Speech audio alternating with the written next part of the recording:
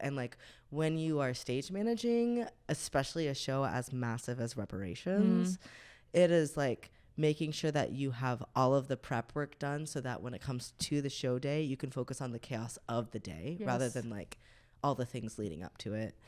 So it's a lot of like organization. It's a lot of communication.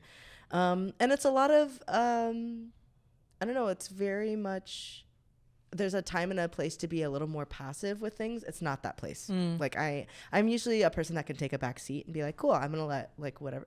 That is not the time for that. So it requires a lot of assertiveness. But I think that a component in the way that I stage manage is like positive reinforcement. Yes. And I have found that's how I try to manage too. Because I mean, oftentimes I think with stage managing, the goal is to get people to do what you need them to do, so that makes your job easier. But the only way that people are going to want to participate in your prerogative is for you to. MeMeCherry presents a series of fortunate events. Fortunate events. Fortunate events. A series of fortunate events.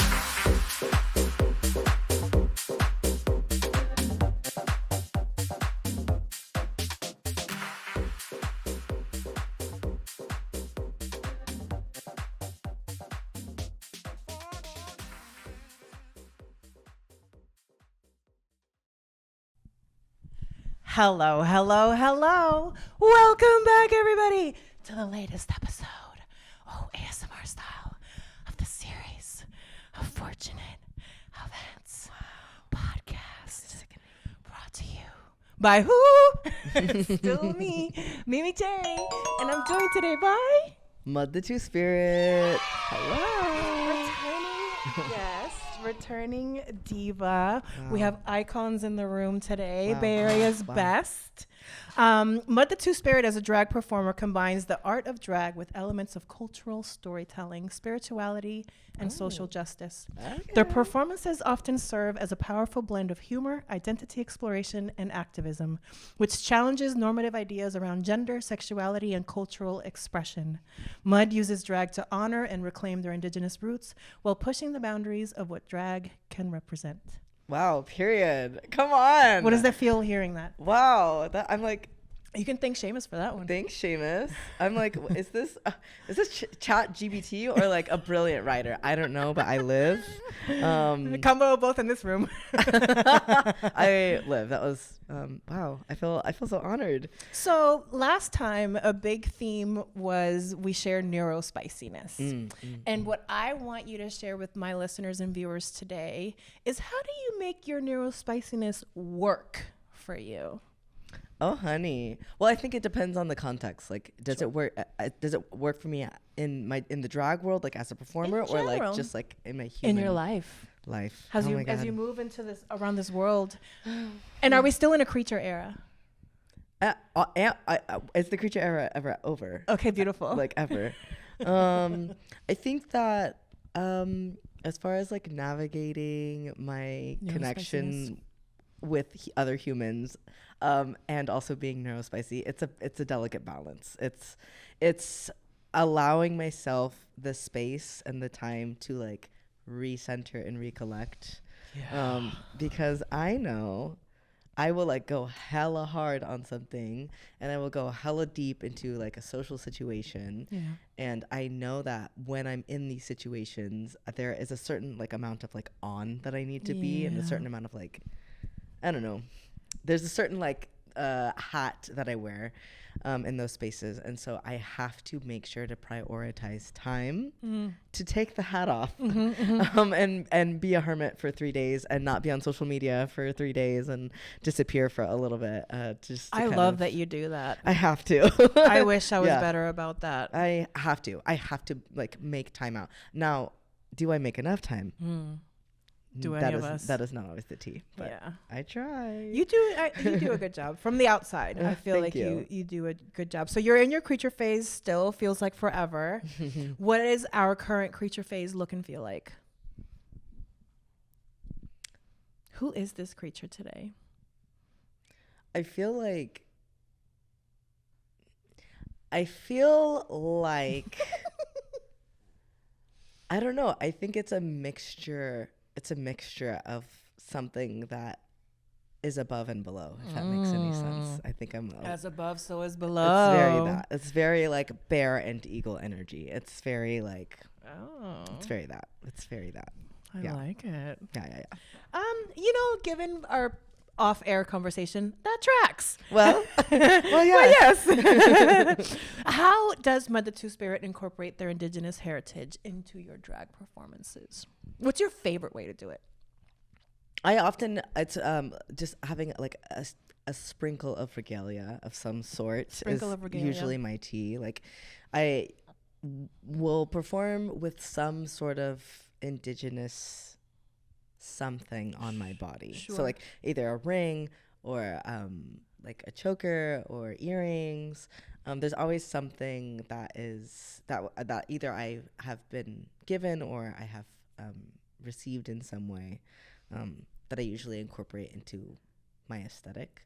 But that's just like one way. And on the flip side, are there things that, for example, you would never use for a drag performance because they're like for like a ceremony or something like that? Yeah, I think it would depend. I mean, at this point, there isn't anything I haven't that I've done that I'm like I would never do that. Like nothing's that not that nothing's that sacred, but like you don't divide. It's not like there isn't a hard division for you. I think it's kind of one of those things where you have to, if you are going to incorporate something that feels ceremonial, like if I were to, for example, like if I were to burn sage during one of my numbers, I think that is like an invitation for people to learn something. It's like something that I would rather share than gatekeep. Sure. But that's also, I mean, that's kind of it's a nuanced thing. And it's also something that has a double, I don't know, different people have different feelings about that. I know. And different people, and different, like literally different like tribes have different feelings about I know, that. So I know. I think it depends. I don't know. Yeah. That's why I was curious, like what your feelings were. But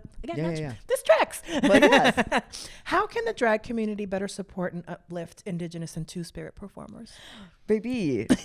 So Bates powwow, attend it. Go to powwow. That is an open invitation to go to powwow because that is all run by like Indigenous Two-Spirit babes. And you are not only like immersing yourself in this culture and learning about it, you're also like supporting these like Indigenous people. Beautiful. And you can learn a lot by going to these things. And like Bates is specifically like open to all, and it's beautiful. I've gotten to take a few friends to powwow that had never been before. And introduce some folks to powwow. And I think given some of our conversations, you would benefit from an experience like that. I want to. We're gonna take up not comparing, but we've been having conversations about how to process certain things, and so I offered to do a team outing to a rage room. Oh, sickening. I love that. I love it. Take me with you. Beautiful. Okay. MeMeCherry Productions. We all go out together and get our rage out. Well, yes. What have been some of your most powerful or transformative moments as a drag performer, especially it's in your name, Mud the Two-Spirit? I honestly, so last year I had the opportunity to go to Boston to do a show. There's a show that it's called Magic Dyke. Yes, you told me about it. It's a bunch of drag kings. You it's teased that you were going last time you were here. Yeah. It was run by Throb Zombie. Yes. And, these kings are so incredible. They're so amazing. The theme this time around was just like queer cowboys. It was like a Western theme. And I'm like the most like Indigenous people and black cowboys, like they're very, very prominent, but we're not recognized in like Western media and Western culture.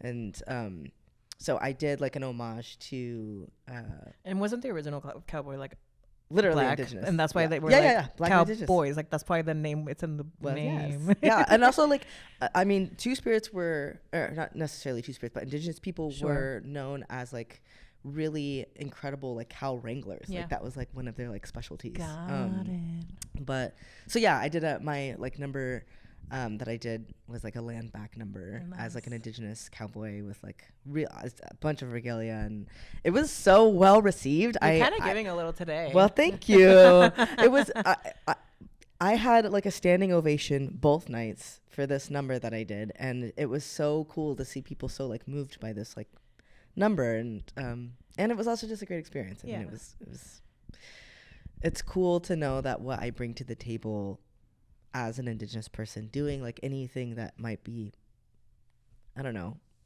different than what what people typically see. I don't know. It's very, very, very cool. I love it. Well, yeah, today you're giving their category is queer tombstone. Well, yes. Oh my gosh. Yeah. Yes. Yeah. The Undertaker. Take the land back. So we just saw you recently returning to your role as Carlton. I'm glad that my demands last year were heard. I'm so glad that I have such a powerful voice that I demanded that Fresh Prince not only come back, but come back with new episodes. Yes. Yeah, and that it should be a yearly thing. Yes. So I am now continuing my petition. Darcy, Snacks, make it a yearly thing. And every time it's 2 new episodes. There's so much content. There's so much, anyways. Oh God, it was so fun. What's it like to come back to a show that you're somewhat familiar with, but some of the cast is new, some of the cast is old, some of the cast is, it's giving very wedding, something old, something new, something borrowed, something blue. Baby. What was it like incorporating these new people? It seemed like you all like. Oh yeah, the group was fantastic. Everybody meshed really, really great together. Perry A. Salter as Uncle Phil. So good. So good. So good. So funny. So good. So funny. So funny. Like just all there. So funny. So silly. But also like it's just like this Sienna was the person that played Miss Basson, and she had never done anything with Oasis ever. This is like her first time at Oasis, and she was like, this place is incredible.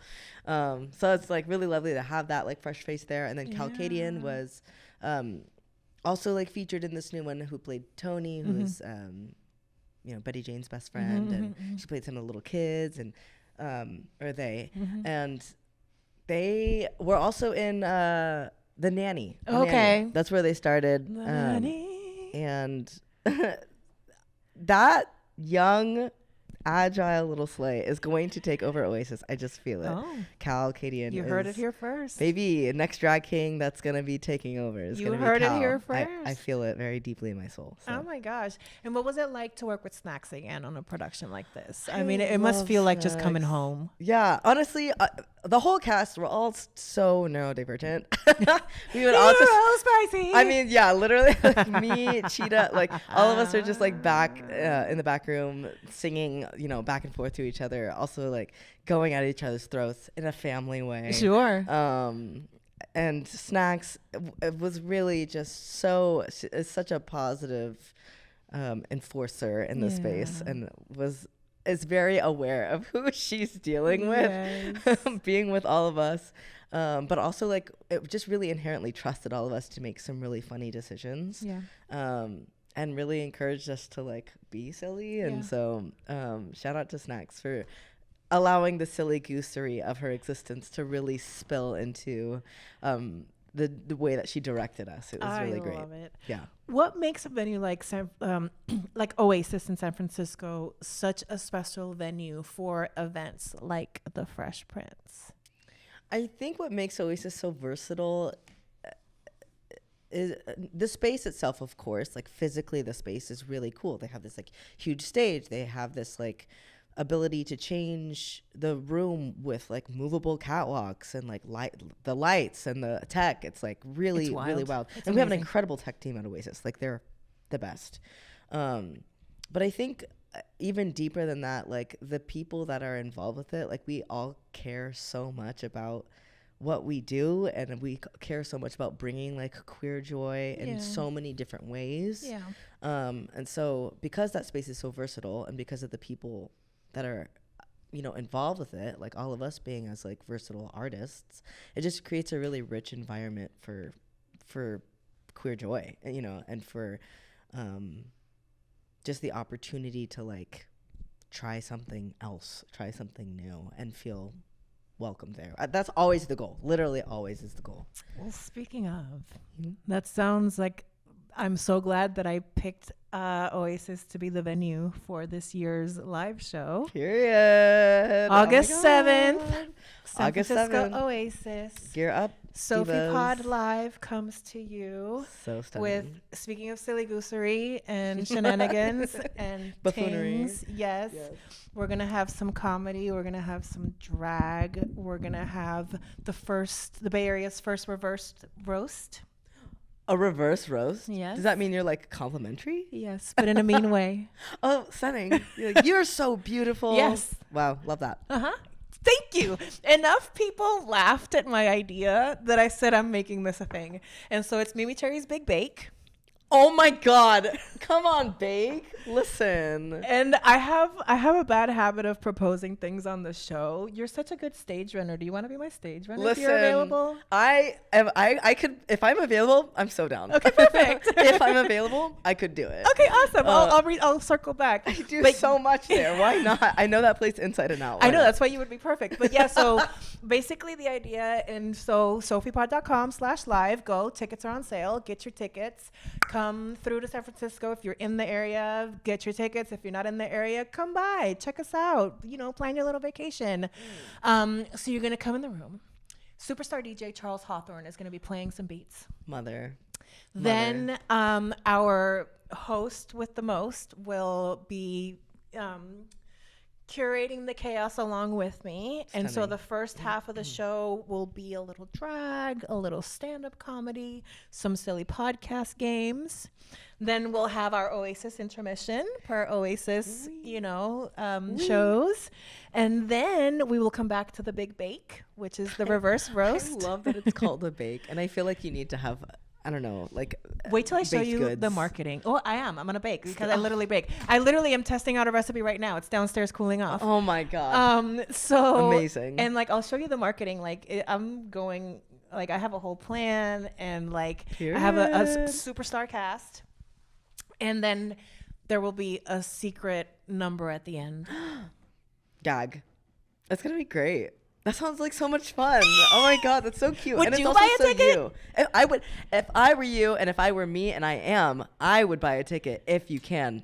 Which I don't know if I'll be able to or not, but I want to. For an Oasis show, yeah, you're getting a steal. Snacks is actually being very generous with the community and giving us some very well priced for in this economy type ticketing. So that's the other thing. Come support a local venue. And also right now more than ever is we need this kind of stuff. We need this kind of community. We need this kind of silliness because everything is so fucking wild right now. So and and that's the other reason why I'm doing the reverse roast is because the world is so dark. We need to uplift each other. You said it's time to bake, Mama. Yeah, let's get some. Where is the butter? Where is the sugar? Let's get baked. So I'm so glad that you reacted so positively. That's so cute. To my Yeah, I love idea. that. I love it. I love it. I'm a big supporter. How are we doing on time? Do we have time for a game?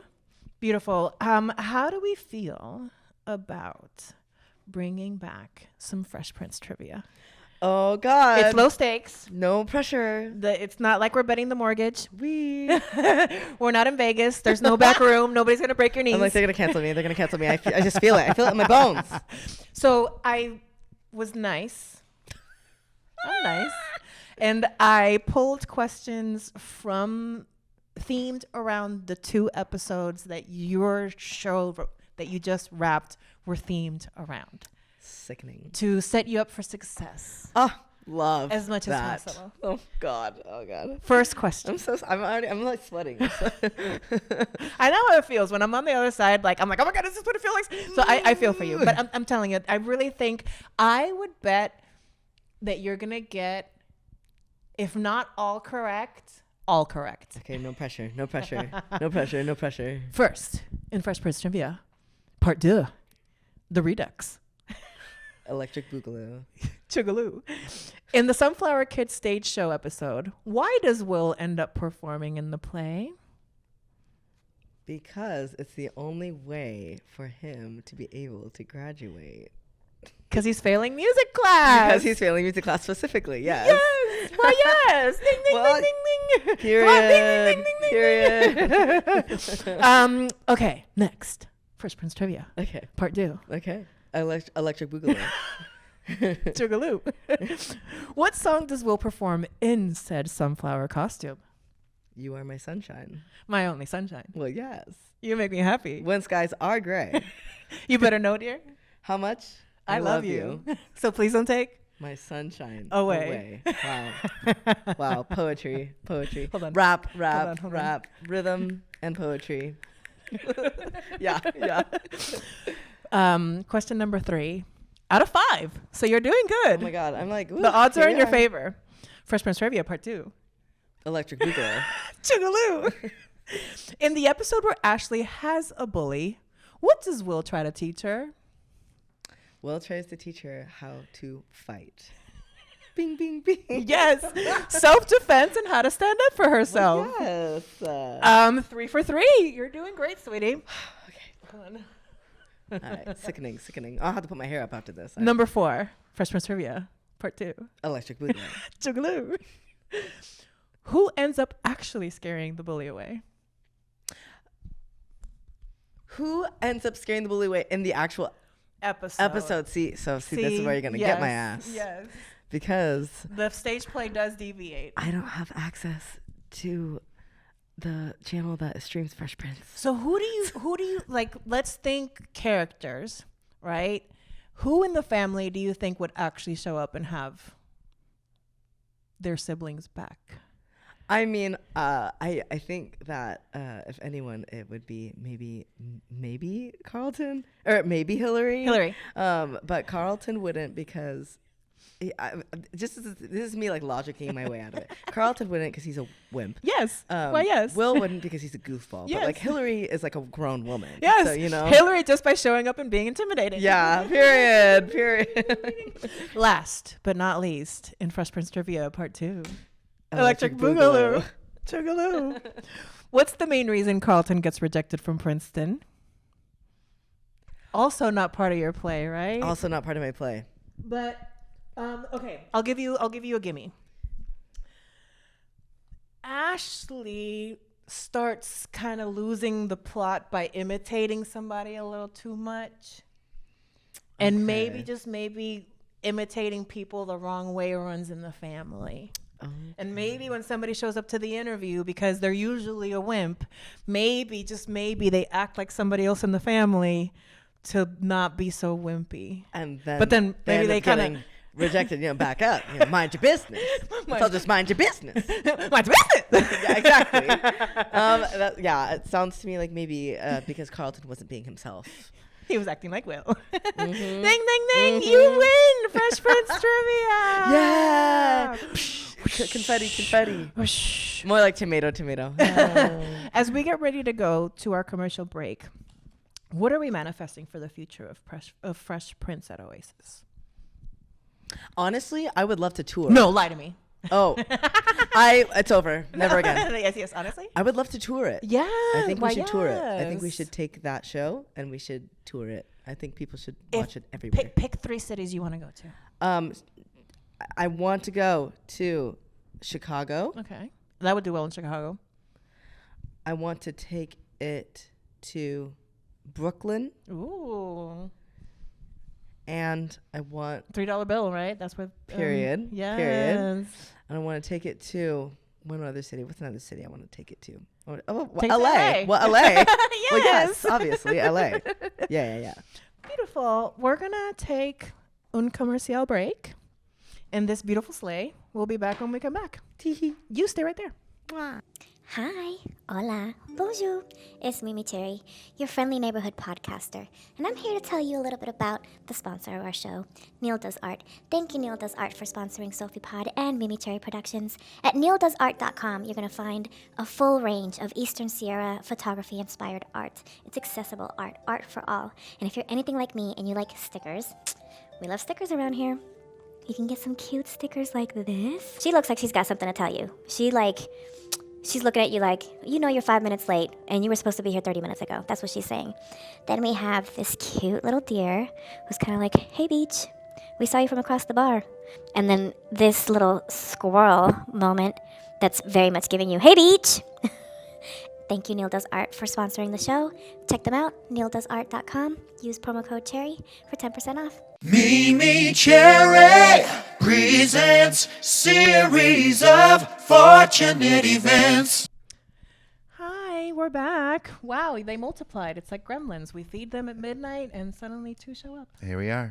So hungry. I'm so hungry. So last time Mud was on, we had a really fun game where, because they famously are not internet literate, I like to show them a meme. And last time I wanted them to guess the background of the meme, but they took it on an improv stage and then just started captioning the memes, and it made the game better. Okay. So that's what we're gonna do. Is I'm gonna show you a meme, but I want each of you to give me your best caption, and then I'll give you the background of the meme because I just like etymology of things. Okay. So mocking SpongeBob. Give me the caption. What is mocking SpongeBob saying? When Ariana Grande wants to peg you. Oh my God. Okay. Okay. I think that this meme, the caption to this meme is,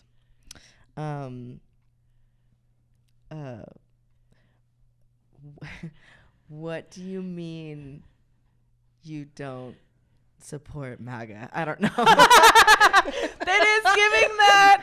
What do you mean you do support back? Yeah. Yeah. So, background from SpongeBob SquarePants, season 9, episode 1, Little Yellow Book. SpongeBob makes a goofy face while mocking Squidward. It's usually used to mock someone's statement in a sarcastic, exaggerated way, often with alternating capital, lowercase letters. Period. I like mine better. What do we think about this little guy? You go first, Matt. Okay, it's giving when he doesn't clean out. Woo! When the water doesn't run clear. Oh my God. I don't know I'm so anything about that. inappropriate foods. Okay. This might go to the Patreon. It's that one sand gay video, but when he was a kid. It was like how things how it started versus now. So it's a part 2 to it that you you find that on Pornhub. Period. On Twitter. It is rough. You're part 1 and then I'm part 2. Oh my God. Oh my God. So this meme is known as Success Kid. The background, this is a 2007 beach photo of a baby clenching his fist. His mom uploaded it and it became a meme about small victories. Well, used to celebrate minor wins. Listen, Folsom, This is that giving could very be a win for someone. It is giving very live, laugh, love. Very pumpkin spice season. Listen. Just making up anything for a picture of a child. That's great. PSL. Okay. What do we think about this meme? Oh my God. This is just me on a every day that I wake up. Mud trying to like hear us in the club right now. Oh my God, that's literally so. That's what it. That's so teen. No, that's literally me trying to hear in the club ever, or just hear, or just hear. Honestly, it's just me hearing. It's me thinking about the stance of where like America and like democracy and all that crap is. Right now. Mama. It's just like, how did we get here? Mama. Tea. Oligarchy. How does this add up? Thank you, stage manager. Yeah. So this is Woman with Math Signals, aka trying to do math. The background, this is a still of a Brazilian actress, Renata Sorra, from a soap opera with math equations overlaid later. Bitch, the more you know. See, it is getting telenovela. Yes. Because telenovelas, like I watched them. It's all about the face, and like sometimes I'm watching them. The captions aren't on, so I'm just like, I can tell what's happening. But they're like, The melodrama of it all. like so many emotions in like 5 seconds, which I do relate with. Yes. So I get that. It's used to represent overanalyzing, mental struggle, or trying to figure something out. Yeah. Here we are. Yes. Next on the lineup, what's this little guy doing? Oh, I've seen captions about this one. The captions. Some of the captions are like, when he didn't lie about how big it was. And And that's all I can think of right now. That's a good one. It's like POV me the first time I ever played Zelda Tears of the Kingdom. Period. Oh, Yeah. that's so sweet. Me too, by the way. Yes. Yeah, that's me. Like, Oh, yes. I was just telling Seamus that it's the most beautiful game. it is the most beautiful It game. really, That's my really comfort is. game. If Yeah. you know me, you know that I'm on my Switch playing Zelda. Yes. That's actually like probably my face. And like when someone's like, "Oh, I don't listen to Beyonce." I'm like, Yeah. Surprised Pikachu. So this is Surprised Pikachu, a still from Pokemon, the series, episode Bulbasaur in the Hidden Village. Pikachu looks shocked with an open mouth. Used for fake surprise and an obvious consequence. "Oh, Period. where's Brock at? Brock was hot." Sorry. Every time I think about that, I'm just like, "Where's Brock at? He was hot." Last but not least. Oh, Eddie Murphy. That's not Eddie Murphy. That's not Eddie Murphy. It's not. No. But every time I see it, I just think it's Eddie Murphy. It I'm like, does it's giving look, very Eddie Murphy. it's giving. It's giving that. It's It's giving Murphy for It's sure. giving. What is this meme saying? If you don't have to start ready, you don't have to get ready. Oh, if you don't have to get ready, you don't have to get. If you stay ready, you don't have to get ready. Period. There you go. Boom. That's the one. Yes, it is very. That's that. Yes. Well, yes. What do you think, Mickey? I don't know. I could keep thinking just Eddie Murphy. Just that's what it is. Eddie Murphy. Eddie Murphy. There you go.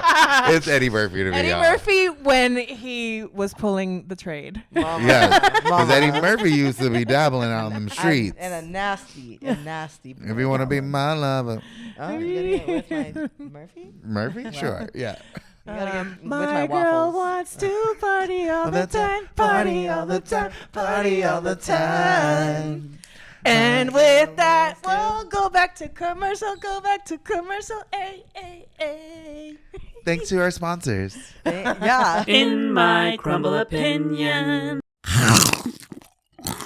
Hi, I'm Phoebe Cakes, and you're tuning in to In My Crumble Opinion. Hello, my little crumb whores. Hi, my little crumb dumpsters. Hello, my little crumb guzzlers. Welcome, my little crumb dumpsters. Hello, my little crumb guzzlers. Hello, my little crumb hungry sub pigs. Hello, my little crumb buckets. Hello, my little cum lovers. Oh my god, I said cum lovers. Hello, my little crumb lovers. Go ahead and like, subscribe, hit that notification bell. Follow me on all social media platforms. Oh my god, that was so gay. Yeah, that was gay. Once again, I am Phoebe Cakes. In my crumble opinion. And we're back. I'm gonna put my hair up. I'm sweaty again. Well, while you do that, I will prep our next line of questioning as I pull the light. Where were you last night? No. Oh God. No, you did tease earlier that you were very booked and busy and blessed. Yes. And if I may be presumptuous, one of those booked and busy things is Detour Production? Yes. Question mark? Yes. So what can we expect? What can you tease us? Get us salivating. Get our glands going. Okay, so this show is called Pompeii. Okay. This will be a 4-story experience. As in like 4 floors? Literally 4 floors, with like a mezzanine, and it's gonna be wild. And we are channeling and celebrating not Fosse the person, but Fosse the style. Sure. We are giving like iconic characters throughout all of Fosse films. So we're giving like all that jazz. We're giving Cabaret. We're giving Chicago. We're giving Sweet Charity. We're giving the whole Bob Fosse fantasy. It's gonna be dance, like modern dance, Fosse, drag, all different art forms, singing. I think there's going to be a tap dance situation. We have a little bit of everything, and it's going to be delicious and divine, and it's going to be so beautiful. And it's called Pompeii, and I don't know if you're familiar with what Pompeii is. Volcano? It is a volcano. Where they get all the people that were petrified? Yes. Come on, Petrified. Come on, my friends. So there's just a general loom of something erupting or something destructive or something. Petrified Pompeii is like a sickening drag king name. Open the stage. Petrified Pompeii. Yeah. It's going to be really, really beautiful, and it's running almost all of August. Wow. Our rehearsal schedule is wild, but I believe it's Thursday through Sunday. Got it. Almost all of August. And so like one show each night, Thursday through Sunday. Yeah, and Sunday will be a matinee. So Nice. for our early rising divas, Me. yeah, we've got a Sunday matinee show. Beautiful. So I'll be at the matinee show. Gorge. Mommy and me. I would love another Mommy and me date. Mama. And not my biological mom. I love you too, mother. Mother, I mean Mother Celeste. Celeste. Yes, I mean Celeste. What's it like working with Churro? Oh my God. I'm gonna look right in the camera and say this. There is a special connection that I have with Churro Nomi. Oh. Churro is probably one of the most, like, I want to say like the queen of subtlety. She knows how to be evocative and emotive with doing very minimal physically. And she knows how to really like just channel whatever she wants to channel, and is so commanding without really having to like go any extra mile or do any extra. Not that she doesn't do extra, because she does. Of course. But she is just so brilliant. She's such a brilliant mind. And I think that her and I connect so deeply and so well because we both are like, we both have that like, no, we know how to do subtle. But I think even more so, she is so inclined to work with people that she knows that are able to hold their own. Yes. She books and works with and invites folks that she knows are like extremely capable of any potential. And it's amazing. She's incredible to work with. She's brilliant. She loves a creative ride, and all the flowers to Churro. She's always like third best drag queen of the Bay, third best show of the Bay, because reparations and princess always takes the first. So happy to be the third. But no, really, she truly is a legend, and I admire her so much. Well, they're a future guest of the pod. Oh my God, I can't wait to watch. I'm fishing, farming, hunting right now. What do you think would be a fun game for Churro? Like what games should me and Seamus prepare for Churro? Anything along the lines of Fosse. I was gonna say. Yeah, anything along the lines of Fosse. That is her like specialty. So like trivia route or improv route? I feel like she's an intellect, that one. She's a little thinker. trivia action. Yeah. Beautiful. Yeah. I like it. Are you listening, Seamus? I'm down with Fosse, so yes. Yes, amazing. I'm so curious. I feel like I know the answer to this, but when we were prepping, it was something that came up. Are you like a method actor? Because if I was gonna bet, I was gonna say no. I don't. I think that when it comes to acting specifically, like you're not Carlton the entire time when Oh. you're like in that show mode. Were you able to see Dracula by chance? Not yet. Okay. Dracula was an absolutely completely different character, Sure. like the complete opposite Sure, of Carlton. Super commanding, extremely sexual, extremely powerful, not afraid of literally anything. Maybe to be alone, but not afraid to be alone. Just doesn't want to be alone.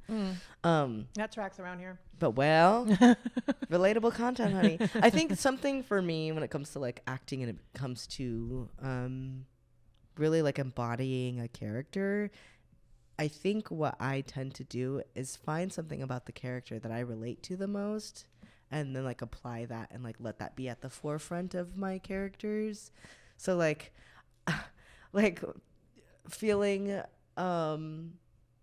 like empowered by your intelligence is like something that I think Carlton really feels strongly, and that's something that I also feel like very strongly about, you know what I mean? I really care about. So maybe like Diet Coke smarts. of method. Mama. Come on, Diet Coke of method. Maybe like sparkling water of method. So it's like, it's Sparkling method. Well, yes. It's one of those things where I think That's what we're gonna call our sparkling water method. method. Well, What'd you say about Listen, me? I'm sober now, but there was a time. No, but I think I tend to channel my own experience through every character, whatever that looks like, is what I tend to bring forward. Beautiful. What is it like stage managing a show like Reparations? It is a wild ride, honey. It is a wild ride. There is a lot of moving parts. There's a lot of components, but I am like that. So a lot of people don't know this. That's kind of the world that I come from. Sure. I think we touched on it last time you were here. Being like behind the scenes, and like doing production work is something that I love doing and I'm really good at. And I am really crazy about. Like, I'm very super particular. I'm very proactive, and like when you are stage managing, especially a show as massive as Reparations, it is like making sure that you have all of the prep work done so that when it comes to the show day, you can focus on the chaos of the day rather than like all the things leading up to it. So it's a lot of like organization. It's a lot of communication. And it's a lot of, I don't know, it's very much, there's a time and a place to be a little more passive with things. It's not that place. Like I'm usually a person that can take a back seat and be like, cool, I'm going to let like whatever.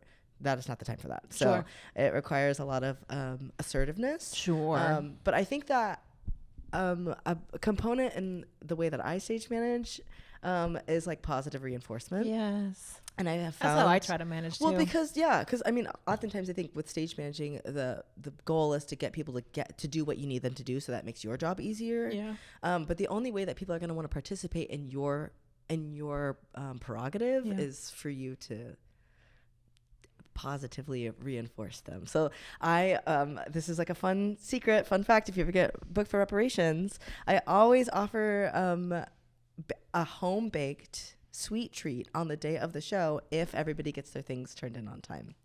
So that's very me coded. Well, and here's the real tea. Does it work? It does work. It works. Yeah. Miss Nikki just says so. So and I love it, and it's also like that's one of my love languages. You know what I mean? So I'm moving through with love and intention. That's my biggest thing. So you get to have like an eagle eye view of a show like Reparations. From your point of view, what do you want people to take away from coming to Oasis and coming to specifically Reparations? They leave the club. Besides, hopefully getting a number and like maybe a cute little buzz, what else do you want people to walk away with?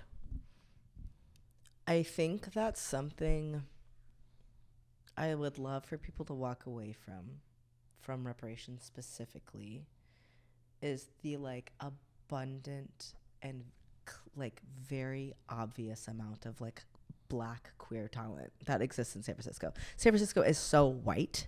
San Francisco, I think it's like 8% Black people. I think it's like 8% as in of ocho. San Francisco.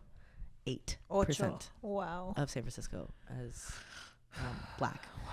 And to have a space where you have the chance to broadcast such a minority in the city and to see how incredible this minority can thrive and like shine in, like, why wouldn't you want to go back? It's like, I'm not only am I supporting a major minority, queer and Black, but I also am like severely entertained by these divas. Like, everyone is so gifted.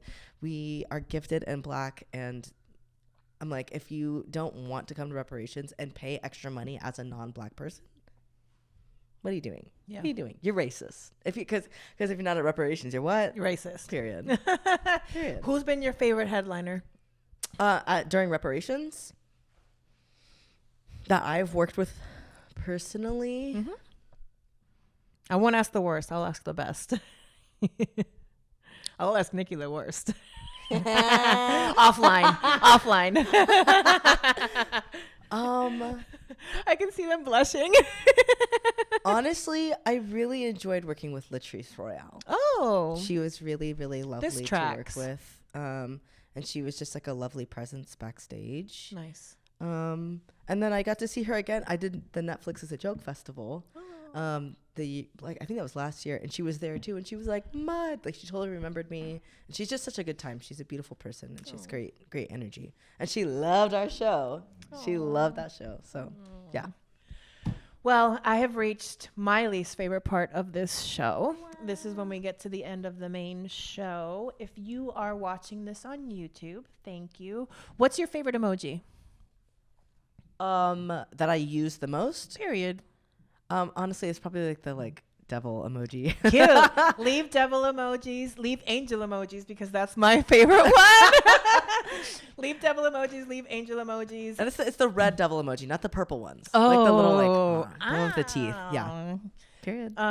So leave some emojis in the comments. If you haven't subscribed, make sure you subscribe. We're trying to reach 1,000 subscribers. Come on on, our 1,000 YouTube channel. subscribers. Yes. So you can help do that. It's a free in this economy. It's a free way that you can help this show. If you're listening on Apple Podcast or another podcast purveyor in your ear holes, go to where you can find reviews. Leave a review. It helps a tiny glittery pirate ship like mine sail deeper and bluer seas. MeMeCherry, patreon.com/MeMeCherry Productions. Let me say that again because I got caught up.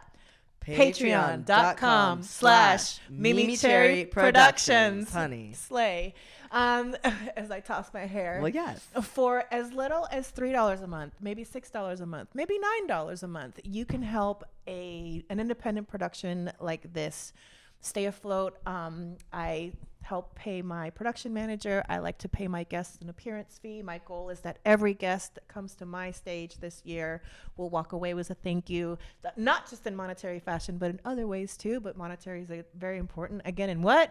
This economy. Mama, in this economy, honey. So I don't hoard the wealth. I pass it on. So come on over to the Patreon. This is how you can support independent media and performers. And there's juicy stuff on the Patreon, honey. Yeah. Oh, you do not want to miss on the. You do not want to miss out on the Patreon. Yes, and Mud is going to stick around for a fun little Patreon segment. Follow us on social media. Where can they find you on social media? I am only on Instagram. I am on Instagram as Mud the Two Spirit, all one word, MUDDTHETWOSPIRIT. I don't often post. I was going to say, very part-time. point, Don't expect them to engage with you. They're probably just promoting a show. It's literally that. It's so embarrassing. And but most of it, love everything that. is collaborative. So. No, I love that. I love that for you. You have boundaries.